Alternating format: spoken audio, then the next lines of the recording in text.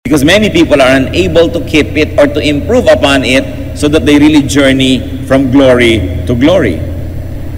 Yung po mga ibang Christians, ang nagiging spiritual life nila parang roller coaster. Up, down, liko, akyat, panaog, at gano'n na lang ng gano'n. At yung roller coaster, kahit na 10 oras kang sumakay, pagbaba mo, nandun ka pa rin sa pinanggalingan, walang narating. And then there are Christians naman who get trapped in a flat line, spiritual non-growth. Yung kumbaga sa monitor ng puso, pag nag-flat line na yan, ibig sabihin wala nang tibok. Meron naman na gano'n ang spiritual life. Wala ngang low, pero wala namang high. Parang walang nangyayari sa buhay. And some, even very sadly, fall into what you might really describe as a free fall. Yung parang hulog ng hulog ng hulog ng hulog, laglag ng laglag, at pababa ng pababa ang spiritualidad. Paano kaya lalago talaga ang tao nang walang tigil sa Panginoon?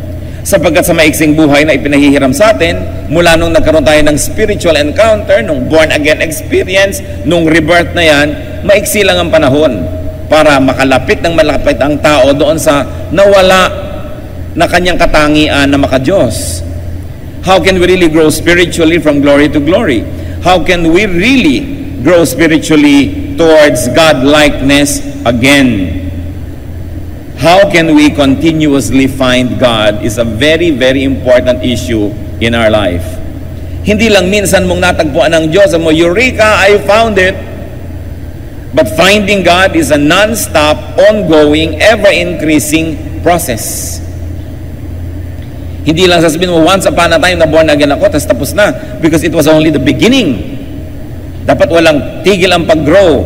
Pero tulad din ng halaman, may mga tao na nabobonsai, hindi lumalaki, buhay naman, pero hindi lumalaki, nandun lang. How to continuously find God is a very important issue in our life. Hindi lang minsang natatagpuan ng Diyos, patuloy siyang kinikilala para lumalim, lumawak at mamunga ang ating buhay espiritual. Aming Diyos sa langit, Ama, salamat po sa pagkakataon na maaari kaming magtanong ng ganito. Nawa po ay bigyan niyo po kami ng mga kasagutan ngayon. How we can continuously find you. Hindi lang minsanan, kundi walang patuloy, walang tigil at patuloy na pagkilala sa inyo ang aming nais na maranasan. Magpakilala nga po kayo ngayon ng higit pa, mangusap po kayo. Buksan niyo po ang aming puso at marinig namin ang mensahe niyo para sa amin ngayon. Patawarin niyo kami, Ama, sa aming mga kasalanan. Punuin niyo po ang aming mga kakulangan. Pawalan niyo kami at makalaya kami mula sa kamangmangan at kadiliman. At tapunan niyo po kami ng liwanag, Panginoon.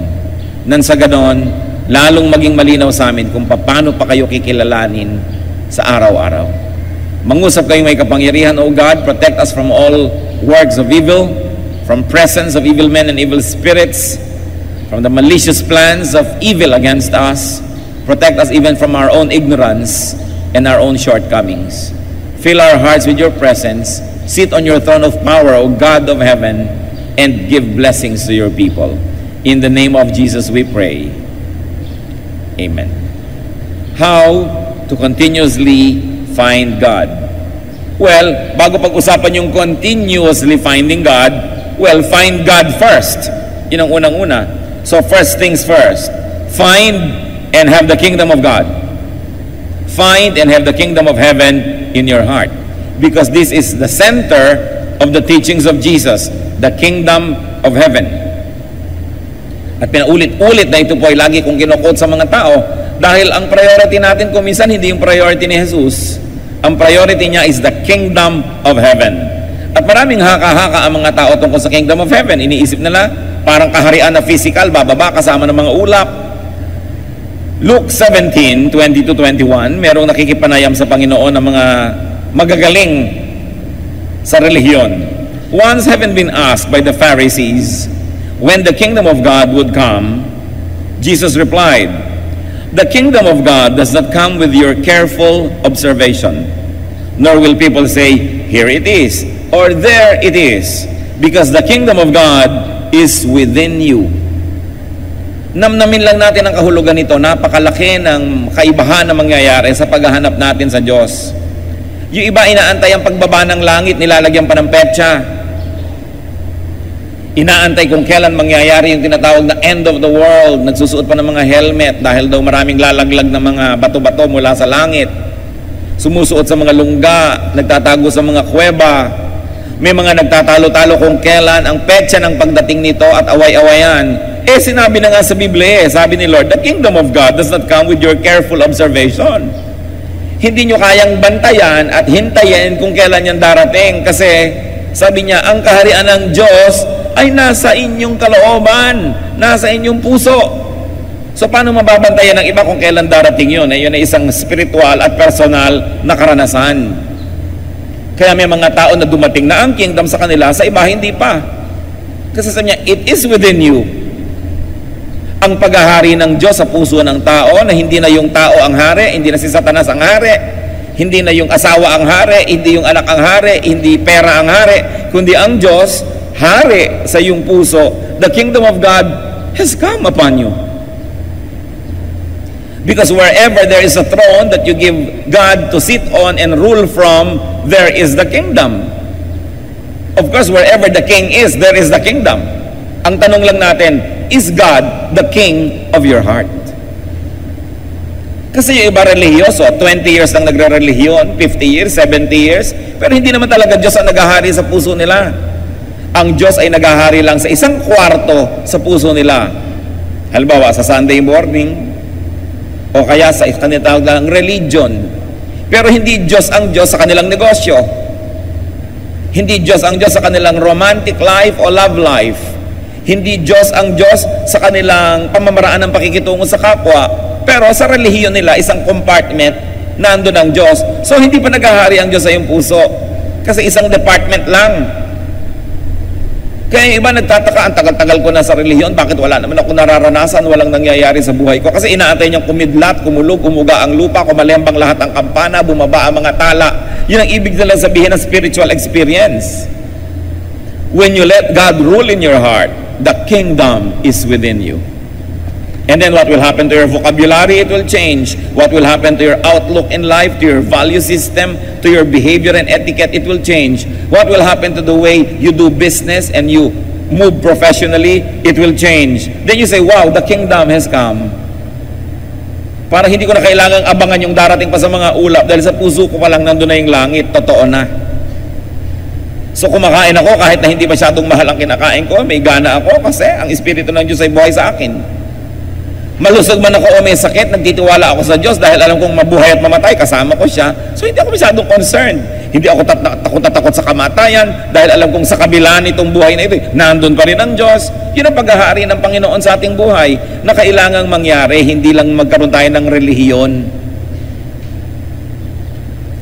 Sa katunayan nga, kuminsan yung relihiyon pa ang sagabal. Kasi yung mga hatred ng religion mo, hatred mo rin. Yung kalaban ng religious group mo, kalaban mo rin. Nasaan ang paghahari ng Diyos sa iyong buhay?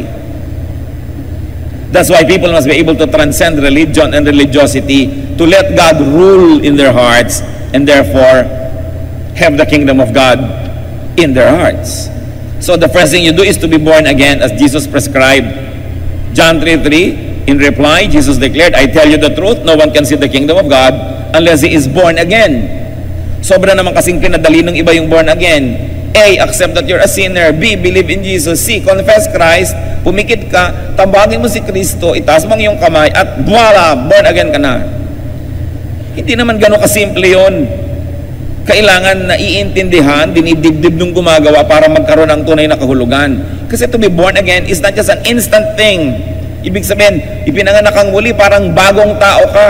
So bago na naman, kung dating alam mo ABC, ngayong bago ipinanganak ka na, ang pinag-aaralan nun, mga letra ng mga Chinese, iba na naman ang letra mo, ang mga wika mo, iba naman, Pangasinense naman ang salita mo, o kaya iba naman ang kulay ng yung balat, kasi born again ka, iba ka na hindi na yung dati. So maraming naiiba dapat sa buhay ng tao pag tinawag na born again. Ngayon, kung yung kasungitan mo nung kasungitan mo pa rin ngayon, tapos born again ka, parang hindi yan totoo. Kailangan ng isang tunay na pagbabago ng kalooban ng puso. At ito'y proseso, hindi nangyayari sa isang minuto, hindi nangyayari sa isang linggo, hindi nangyayari sa isang buwan lamang. proseso. Dahil progressively, we must allow God to rule in our hearts. Dahan-dahan, unti-unti. So it is an ever-increasing work. Kaya sabi, we are changed from glory to glory. Ngayon, kung nakamatayan mo yung proseso na hindi pa nabubuo, syempre, iniligtas ka na ng Panginoon, ligtas ka na. Pero hindi makokontento na minsan lang na born again ka, tapos na. Kailangan buong buhay. Because the kingdom of heaven was Jesus' most prominent concern, we should be concerned about it, and we should be able to operationalize in our lives what it means and how it could be practical. Kaya yung mga iba, kapo-born again nila, naiinis lang yung mga tao dahil wala namang makitang bunga, tas born again ng born again. Nasisira tuloy yung pangalan ng born again, nagiging mislabeling, at kuminsan, panglibak na sa iba na gamitin yung term na yon dahil yung nagdadala ng word na yon ay hindi karapat-dapat. Kaya pinag-iingatan po natin. So once you have found the kingdom, once you have been born again, once you have had a spiritual experience, meaning you realize your wretched sinfulness and condition, and you sought God's forgiveness, and decided to live a new life, edi na born again ka na, what must you do now? Non-stop is to grow in God-likeness. Kailangan kamukha tayo ng Diyos. How can we know God? How can we be like God? First of all, is to know God. Through the scriptures. Nakikilala naman natin ng Diyos sa pamamagitan ng mga nasulat na. Very especially, we should know God through what God said. Yung mga direct quotation sa Kanya sa scripture, yung mga sinabi niya, inutos niya, napakahalaga nun. To know God. And also, to know God through what the writers said about God. Pero mag-ingat din tayo dahil hindi naman ko muna nasulat dyan at sinabi ng iba tungkol sa Diyos, tama na nga.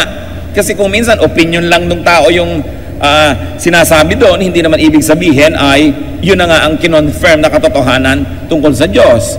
Alam niyo naman yung Biblia, nakalagay din dyan ng mga quotation galing kay Satan, nakalagay din dyan yung mga maling konsepto ng mga tao tungkol sa iba. So hindi ko muna nalagay dyan, yun na yun. Susuriin nyo pa rin, ito ba'y totoo o misconception nung nagwika nito? Katulad ni Paul at si Silas, napagkamalan sila na mga Diyos ng Greek mythology. So hindi ibig sabihin naging Diyos nga sila, pero nakalagay doon, tinawag sila na ganito't ganon. So sabihin natin, ay mali yung tumawag. Tulad po sa Psalms, napakarami dyan mga prayer na Diyos ko, durugin mo po mga kaaway ko, ubusin nyo po sila, pulbusin nyo po sila. Because the Psalm is a record of people's prayers. Some of those prayers are probably not right. It's just a record of how they prayed. So ikaw ngayon, sa pagkakilala mo sa Diyos, susuriin mo yung mga prayer doon. Parang ang prayer na ito ay hindi ganito ang sinabi. Dahil ang sabi ng Panginoon later, di ba? Don't wish harm for your enemies, love your enemies, do good to those who persecute you. Pero ipapalay mo, durugin nyo po ang mga dikdikin nyo po, pulbusin nyo ang aking mga kalaban. Ganyan yung mga ibang prayer doon sa Psalms. Hindi naman common naka-record doon, ibig sabihin, kokopyahin mo na yon. Kaya kailangan nauunawaan mo, what is the central core of God's teachings, and then by that central core, you measure all other things that you read in the Bible, and you say, itong opinion na ito ay hindi in accordance with the revelation. It's not in accordance with what God says in this verse. So, hindi common na doon, nakita mo, kokopyahin mo ng buong buo, kasi si Satan, nandyan din ang mga quotations niya Kaya isang mahalagang pag-aaral. So, know God through the scriptures. And then know God through your godly action. Through your deeds. Do what God did and do what God does, and then you will know Him. Gaano karami sa inyo na ang dentista ngayon, na naunawaan niyo lang yung tatay niyo na dentista nung araw, nung naging dentista na kayo? Gaano karami sa atin na ngayong naging magulang, tsaka lang natin naunawaan yung mga magulang natin nung araw, na ayaw natin yung mga regulasyon nila, pagbabantay nila, pinapauwi ka maaga, pero ngayon ikaw na yung magulang, ikaw na ngayon yung nagsasabi ng the same lines na yon. Kasi pag nagawa natin ang ginagawa ng isang katauhan, doon lang natin siya lubos na nauunawa. Gusto nating makilala ang Diyos at unawain siya, gawin natin yung gawain niya.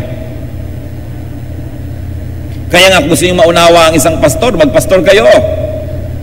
Gusto nyo talagang maunawa ang dinaranas ng isang spiritual leader, gawin ninyo.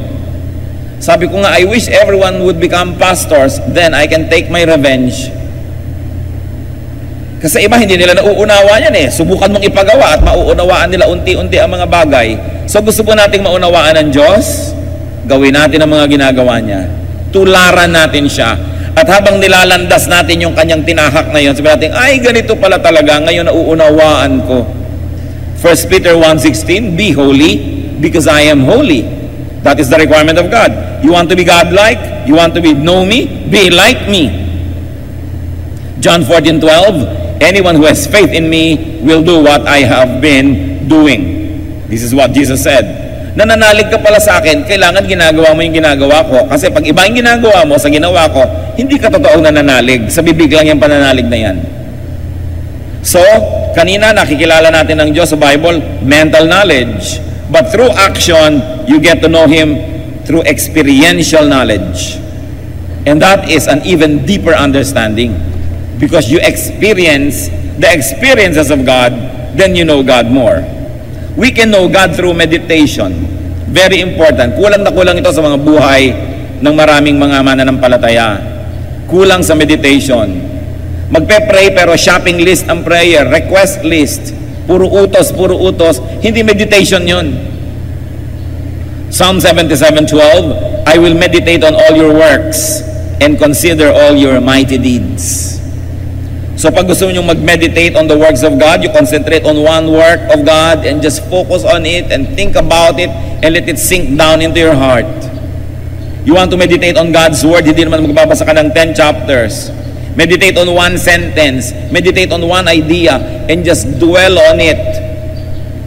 Ibabad nyo ang sarili nyo sa isang sentence, sa isang katuruan, sa isang word, and you meditate, and wonderful things happen. Even scientific findings show us that meditation helps to increase the cerebral cortex, that part of the brain responsible for many things. Sinukat po nila yan, at nasusukat na kasi ngayon, yung mga mahilig mag-meditate, kumapal yung cerebral cortex sa kanilang brain. Talagang may nangyayaring pagbabago, at di po ba ang sabi, be changed by the renewing of your mind. So if you really want to change, something has got to change in your mind. If something will change in your mind, something's got to change in your brain. Kaya mahalaga rin yung mental and meditative process as part of our spiritual growth. May nangyayaring kababalaghan pagka tayo ay nananahimik lamang and we focus on one aspect, one word, one characteristic of God. Marahil yan ang ginagawa ng Panginoong Jesus na magdamag, sinasabi nandun siya sa tahimik na lugar. Hindi naman siguro siya magdamag na nananalangin, literally, kasi sabi niya, your Father knows what you need before you ask Him, let your words be few. So anong ginagawa niya magdamag? Nag-meditate, marahil siya. Yung ayaw niyang paabala, he will focus on one character of God or one word and meditate on it. Remember, for anything to change in your deeds, something's got to change in your thoughts. And for our thoughts to change, some changes must happen in our brain. Kaya hanggang hindi natin kinakaladkad yan at isinasama sa ating buong metamorphosis, kulang at kulang din. Meditate more. It is important. Yan ang nawala sa buhay Kristiyano ngayon, yung reflection and meditation. Importante. Know God through God's personal revelation. May revelation sa atin, sa Bible. May revelation sa atin sa pamamagitan ng mga patotoo ng iba, payo or counsel ng iba, pero meron pa mga revelation ng Diyos na napaka-personal, kailangan yung marinig ang kanyang tinig, though not literally, kailangan nananahimik and let God reveal Himself. Amos 4:13, He, referring to God, who reveals His thoughts to man, the Lord God Almighty is His name. So God reveals His thoughts.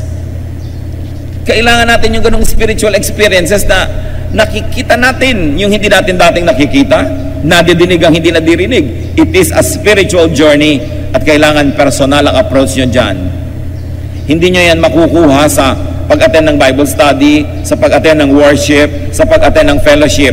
May iba kayong nakukuha sa mga ganong group activities, but you must never neglect your personal fellowship with God. Yung solo kayo lang ng Diyos, nananahimik ka at pinapakinggan mo ang kanyang tinig because God reveals Himself.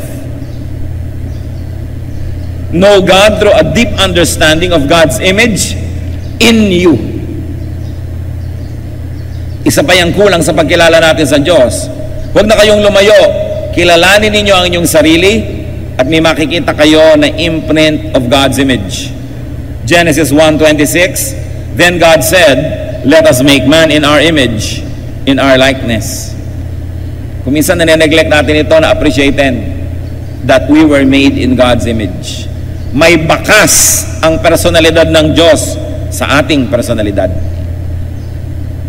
Hanapin nyo yon. May bakas din si Satanas. Okay? Kasi nai-influensya niya tayo. Kung minsan nga siya pang mas maraming bakas. Pero may bakas ang Diyos sa atin. Na kung yung bakas na yun ay kinikilala natin, pinapakain natin, pinapalakas natin, yun ang lalaki ng lalaki, the image that was lost in the Garden of Eden. Not totally, but was damaged when Adam and Eve sinned. The image of God that was damaged when we committed personal sin and when we continue to commit sin. But there is that image of God in us. Genesis 2:7, the Lord God formed the man from the dust of the ground and breathed into his nostrils the breath of life, and the man became a living being. Hiningahan tayo ng Diyos. Literally or not, symbolically or not, there is an aspect, an element of God that was given to us. Kailangan nating hanapin yun, bungkalin, palaguin. And how do you do that? In the easiest way, imitate God. Be like God in thought. Kailangan matutunan natin mga kapatid na mag-isip tulad ng pag-iisip ng Diyos. Suriin po ninyo inyong pag-iisip. May gumawa sa inyo ng masama. Anong number one tendency natin gawin? Pag sinabi niyong gumante, hindi ganyan mag-isip ang Diyos. Pag may nakita tayong umuunlad ang buhay, maiinggit tayo, hindi ganyan mag-isip ang Diyos. Pagka may nakita tayo na pag-iiwanan na tayo, gusto natin siyang hilahin pababa, hindi ganyan mag-isip ang Diyos. May nagugutom, meron ka namang maibibigay, hindi ka nagbibigay, hindi ganyan mag-isip ang Diyos. Paano tayo magiging kawangis ng Diyos kung di muna tayo mag-iumpisang mag-isip tulad niya? Kaya gawin niyo mga kapatid yan na habit.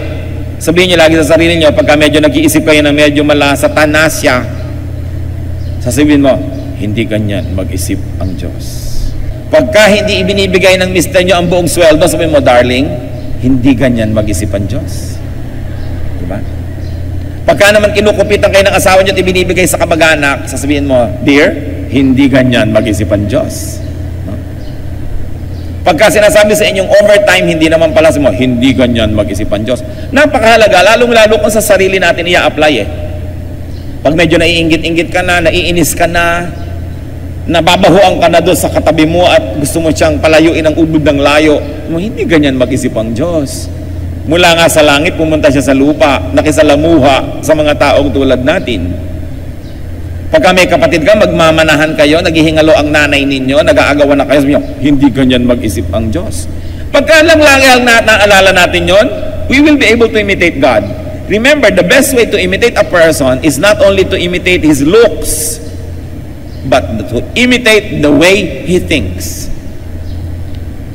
So isipin natin ang pag-iisip ng Diyos. So be like God in thought. At pag nangyari yon, we will be like God in word. Sa pagsasalita, magiging maka-Diyos. And of course, we will be like God in action. Mga kapatid, yung action at saka word, ang pinagsisimulan lang nun, yung thought. Bantayan nyo lang ang inyong thought. Wala na kayo ibang dapat bantayan pa. Because everything else will follow. When you think like God, you will automatically be like God. You don't have to be watchful about everything else. John 14:12, I tell you the truth, anyone who has faith in me will do what I have been doing. This is Jesus speaking. He will do even greater things than this. Sabi niya, naniwala kayo sa akin, gagawin niyo lahat ng ginawa ko. Sa katunayan, mas marami pa kayong gagawin. Mahihigitan niyo pa ako. Kasi sandali lang ako may ginawa, kayo matagal. Sabi ni Lord, naniniwala kayo sa akin? Higitan niyo ang mga ginawa ko. No, hindi nyo huwag naman higitan nyo yung pagpapapako sa krus. Kanya lang yon. Yung kabutihan niya sa mga kapuspalad, yung pag-unawa, pag-intindi, pagtuturo at pagtutuwid niya sa mga naliligaw ng landas, yung pakikasalamuha niya sa mga sinners and tax collectors and publicans. Hindi ko mo relihiyoso, lumalayo sa taong ganon. Nakikisalamuha siya dahil siya ay salt of the earth, light of the world. Tularan natin siya. Kung minsan ang layo-layo-layo na natin kay Jesus. Ang layo-layo na natin sa isa pa nating hinahangaan na si John the Baptist. Ang mga relihiyoso sa daang nakaraang panahon hanggang sa ngayon, pag sinuri nila yung kanilang behavior, lifestyle, and religious activities, ibang-iba sa ipinakitang halimbawa ng Panginoong Jesus. Meron pa mga nagtatanong, Pastor, papayagan ho ba natin pumasok dito yung mga naka-jogging suit? Dahil naglalaro-laro dyan, magwo-worship. Bakit naman hindi? Sa palagay nyo kaya kung darating dito si Jesus ngayon, nakakurbata? Kung darating kaya ngayon dito si John the Baptist, nakabarong Tagalog, mga Jeprox nga sila nung panahon nila. So bakit hindi? Pero hindi, wear your Sunday best. Yan ang ngayon ang culture ng church. Although hindi naman masama, ha? Pag naaalala ko na, naku, para kayo mga long sleeve at para mga ibuburol, kulang na lang bulak sa ilong. Yun daw ang pagharap sa Diyos. Well, hindi yun masama. Hindi ko yun kinokontra. Presentable kayo, mabuti. Pero huwag niyong husgahan, yung gusgusin na dumarating. Kung yun na lang ang damit nun. At para sa akin, kasi naman hindi siya umaten, kahit ano na lang, dumating siya dyan, huwag lang siyang hubot-hubat dahil baka naman tayo magambala.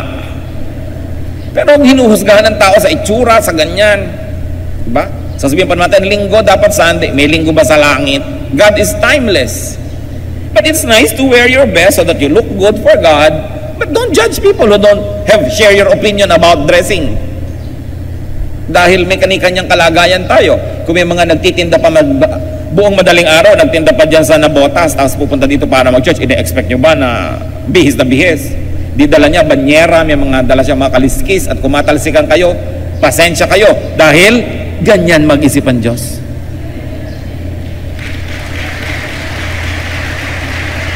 Hindi yung puro kaartehan na lang ang relihiyon, puro mga itsura, puro mga form. It's important to go back to the basics, no? Sabi ni Lord, gagawin niyo yung mga pinaggagawa ko. Ano ba mga ginawa niya? Hindi ba't naglilinis ng lambat yung mga mangingisda? Uupo siya sa bangka at makikituro siya doon. Hindi naman siya humingi ng pulpito. Nakisalamuha siya sa mga tao. Hinihipo niya yung patay, hinihipo niya yung may ketong, pinupuntahan niya yung mga possessed, nakikipagkwentuhan at kumakain siya sa dulang ng mga makasalanan. Kaya yung marami sa atin, mas maarte pa kaysa kay Jesus. Kaya dapat balikan natin yung basics. And in this area, when we move like God, we fellowship with God at work. And there's no better fellowship than to fellowship at work. Kaya kahit yung mga social workers, meron silang mga immersion. You have to immerse yourself in this community, in that group, para maunawaan mo sila. Si Lord nag-immerse sa tao, hindi lang siya nag-utos mula sa langit, bumaba, nagturo sa tao, nag-immerse. Ganun din ang dapat nating gawin. Matuto tayong makisalamuha. So you want to continuously find God? Return to the image of God in you. Which of course was compromised when man fell, when Adam and Eve sinned, when you and I continue to sin. Colossians 3:9-10. Since you have taken off your old self with its practices, put on the new self, which is being renewed in knowledge in the image of its Creator. Sabi dahil total, hinubad niya rin lang yung dati niyong pagkatao nung tinanggap niyo si Jesus, lubos niyo nang isuot yung bago niyong pagkatao. No? Na patuloy na binabago, patuloy na pinalalakas, at inilalapit doon sa wangis ng Diyos, sa wangis ng lumikha sa atin. So kung ang kabanalan ng tao at pagiging makadiyos ay nasa ganitong level, dahil sa kasalanan ay bumaba ng bumaba, nung tayo ay na born again o tinanggap si Jesus at nagsisi, ay tumigil ang pagbaba, ano ngayon dapat mong gawin? Umakyat ka uli unti-unti para bumalik ka at lumapit ng lumapit dun sa original image that was lost in the Garden of Eden. So the first purpose of life is to stop your descent. Pigilin ang pagbulusok pababa. At ang susunod, baligtarin yun, umakyat naman ng umakyat. So we are being renewed, being made more and more and more and more like God. Yun ang goal natin ngayon kung tumigil na yung pagbabanyo. Pag sinabi natin, kilala ko na si Jesus, tinanggap ko na si Jesus, etc. So ngayon, dapat ngayon ay sundin natin ang kalooban ng Diyos para bumalik ng bumalik yung pagka-Diyos na ibinigay sa atin nung nilikha ang tao. The image of God that was given to us must be revived, redeveloped, so that it can flourish once more, just like before Adam and Eve fell. Yan ang goal ng buhay, to be holier and holier, to be more and more like God. So how else do we continuously find God? Look for God everywhere. Hanapin nyo ang Diyos sa lahat ng dako. Find God's image in other people. Halimbawa, tingnan nyo yung katabi nyo ngayon. Nababakas nyo ba sa Kanya ang luwalhati ng Diyos? Kinilabutan siya, pero meron yan. Dahil nilikha tayo ng Diyos eh. Kaya ang mahalaga, lalo sa mag-asawa, hanapin nyo sa isa't isa yung wangis ng Diyos at you will fall more and more in love. Pero oras sa pinagtuunan nyo yung wangis ni Satanas dahil nandun din, you will fall out of love. Alam nyo kung ano yung love? It's only a decision what to look at.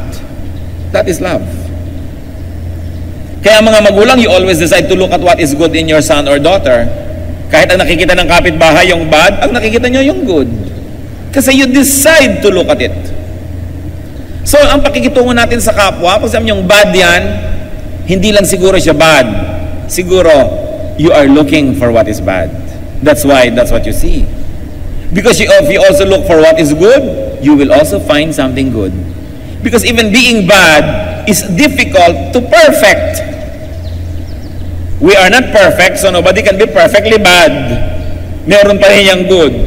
Kaya mga kapatid, pag may nagsusumbong sa akin, alam niyo po, bad siya, bad siya, bad siya. So kapatid, maaaring totoo yung sinasabi mo, pero ibig sabihin din yan, you are looking for the bad. Wala ka na bang sasabihin sa akin na good niya? Wala po. Wala kang tiningnan o nagbubulag-bulagan ka. Kaya hindi credible ang sinasabi mo. Para sa akin po, sino ang credible person? Yung may sumbong man siya na negative, may dala rin siyang positive. Kasi pag puro negative ang sinasabi niyan, propaganda yon. Katulad din ng pag puro positive ang puri niya sa isang tao, propaganda pa rin yun. You are being deceived so that you will make a decision in favor of or against that person. Do not believe anybody who comes to you na ang dala lang one-sided good or one-sided bad, because people are complex. Inside us, there's some good, there's some bad. What you feed and what you develop will become the master. Pero meron pa rin yun na nandun na another personality na maliit lang yung papel niya. So what you look for in people also tells you about your kind of eyes and your kind of heart. So, hanapin natin yung mabuti. You want to find God? Sabi ng iba, saan ko po ba hanapin ang Diyos? Hindi ko na mahanap. Look for God's imprint on people. Tingnan nyo ang mga tao sa paligid nyo and you will find parts of God's character. You will find God's gifts. You will find God's power. There are people who are very powerful when they speak. That comes from God. There are those whose personalities are so powerful they can move others, especially to positive action. That comes from God. Look for people's creativity. May ang galing sumayaw, ang galing tumugtog, ang galing magpinta, ang galing magkarpentero, ang galing mag-repair ng kotse, ang galing magtanim ng halaman. Galing yan sa Diyos because all creative talents are from God. Look for beauty because God is God of beauty. Then you will find God in people. And when you do that, praise God. Sobra ka nang nagbubulag-bulagan pag hindi mo nakita ang presensya ng Diyos sa lahat ng bagay. Kung ikaw nga ay microbiologist, tingnan mo sa mga microscope, nandun ang work ng God. Kung paano yung mga molecules ay umaayos-ayos. Even sa physics, sa chemistry, makikita mo yung mga electrons, protons na nag-iikutan in order para mga planeta na may mga orbit na sinusunod. You know that there is a grand designer. God is everywhere. Kaya kailangan nating tingnan. What you do not have, you find everywhere. Only you do not look at the right places. So it is important. Sabi sa Philippians 4:8, finally, brothers, whatever is true, whatever is noble, whatever is right, whatever is pure, whatever is lovely, whatever is admirable, if anything is excellent or praiseworthy, think about such things. We are a product of how we think. Kaya mga tao, kuminsan tumataas masyado ang presyon, bumibilis ang tibok ng puso, ang pulso, nagkakasakit-sakit, kasi may sakit ang paraan ng pag-iisip nila. Sick thoughts render sick bodies. Kaya pati yung mga gagaling, kailangan sa isip nila magbago ng pag-iisip. Hindi yung mga inom sila ng inom halimbawa ng pampakalma, tapos ang iniisip nila lahat ng pampainis. Hindi katatabla ng gamot. Masisira ang gamot sa iyo. Kasi nasa pag-iisip yan. Meron naman, lalo mga matatanda na bilib sa isang doktor, may sakit, magpapadoktor, nagbibihis pa lang, dadali mo sa doktor, gumagaling na. Kasi nananalig. Yung pag-iisip natin, yan lang ang makonquer natin. Ikaw na ang makapangyarihang tao sa balat ng lupa dahil yan ang pinakamahirap supilin. Pero when you think positive thoughts, beautiful thoughts, godly thoughts, sumusunod ang inyong katawan. Subukan nyo, halimbawa ngayon, exercise. Lalo yung mga seloso at selosa at hindi nyo kasama ngayon na inyong kabiyak, isipin nyo may nakakandong sa kanya ngayong iba. Sige, isipin nyo. Hindi ba nagiinit ang tenga nyo na? No? Kumukulo na ang dugo nyo. Iniisip nyo pala yun, hindi pa yun totoo. Pero pag totoo na sa inyong isip, kasunod na yung inyong katawan. Kaya yung pag-iisip, yan ang kinokontrol. Be transformed by the renewing of your mind. Pero, kaya yung mga iba, subukan yung pumikit. Mag-isip kayo ng napakagandang tanawin, mga lunti ang bundok, mga ibong humuhuni, mga batis na sumasayaw sa paligid ng mga bato. Di ba napapangiti kayo at nare-relax? Word pa lang yung naririnig nyo sa akin, ha? Hindi nyo pa nakikita yung totoong bato. This is the power of words. Kaya pag may narinig kayong salita na sinabi sa inyo, lalo yung minura kayo, para kayong nakuryente, para kayong tinamaan ng kidlat, may talab. Word lang yon, sound waves. That's why we should control the words. We should control the thoughts. This is where the battle happens in our mind. Pag natalo ka na sa isip, talo na, kasunod na lahat yan. Dahil ang katawan, sumusunod lang yan sa isip. So sabi, our battle is not against powers, but against principalities in the air, against the unseen forces, which lay claim to our thoughts. That's why it is important to control, to discipline the way we think. At sabi, ano daw ang isipin? Whatever is true, noble, right, pure, lovely, admirable, excellent, praiseworthy, think about such things. And may I say, apply this when you think about your husband or wife, about your mother or father, about your son or daughter, about your daughter-in-law, about people at the office, people in your school. Think about these things. Kailangan nating palitan ng pag-iisip tungkol sa tao. Because our thoughts have mysterious ways of becoming real. And very importantly, in our search for God, find God's image in creation. It's a challenge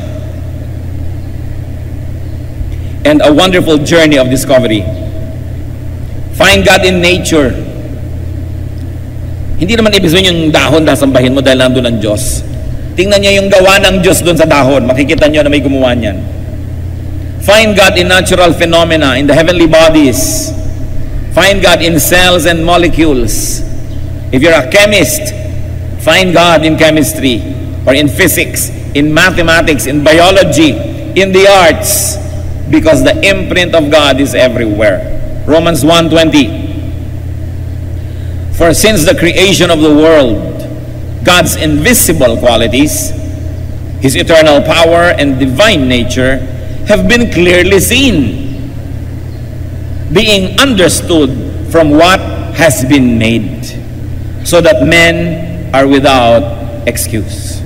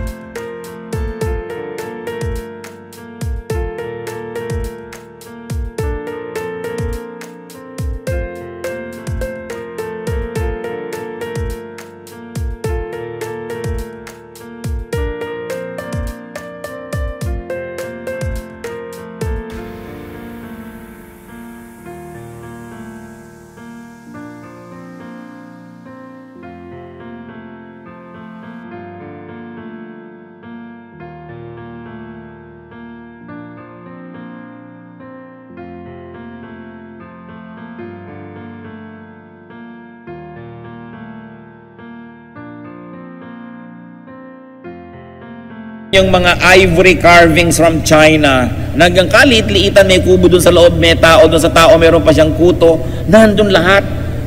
Ang galing naman ng mga Chinese na gumawa nito. Pag tinitingnan mo yung mga tela na hinabi ng mga Maranao, ang galing-galing naman nilang gumawa ng mga color combination. Paano mo makikilala ang lumikha? Tingnan mo yung nilikha. Paano mo makikilala ang isang musician? Tingnan mo yung nilikhang musika. Paano makikilala ang isang speaker? Tingnan mo kung paano siya magsalita at anong ginawa niya sa kanyang material. Paano mo makikilala ang isang arkitekto? Tingnan mo yung ginawa. Paano niyo makikilala ang Diyos? Hindi kayo kailangan lumayo. Tingnan niyo ang lahat ng ginawa niya. That's why we must have respect for the environment. Respect for the cleanliness of our planet dahil Diyos ang gumawa niyan. At pag sinira natin yan, tayo rin ang nawawalan. How else will you find God? Kasi remember, our topic is continuously finding God. Kasi pag may God dito, may God doon, may nakikita mo lahat, you cannot help but be godly. Plant godliness in people's hearts. Sabi nila, kung ano po ang inyong tinatanim, siya ang inyong inaani. Gusto niyo mapaligiran kayo ng godly words? Magtanim kayo ng godly words sa inyong mga kasama. Gusto niyo maligid kayo ng mga Kristiyano? Plant Jesus in people's hearts so they become Christians. Gusto niyo maligid kayo ng kabutihan? Gumawa kayo ng kabutihan dahil itinanim nyo yon, bubunga yon. 2 Timothy 4:2, preach the word. Be prepared in season and out of season. Correct, rebuke, and encourage with great patience and careful instruction. Bakit po ang mga Kastila, pag nagpupunta sa Pilipinas, at sa katunayan ay patuloy silang nagbibigay ng mga grants para i-preserve ang intramuros, i-preserve ang mga lumang mga simbahan, ang mga fortresses, ang mga lighthouses. Bakit?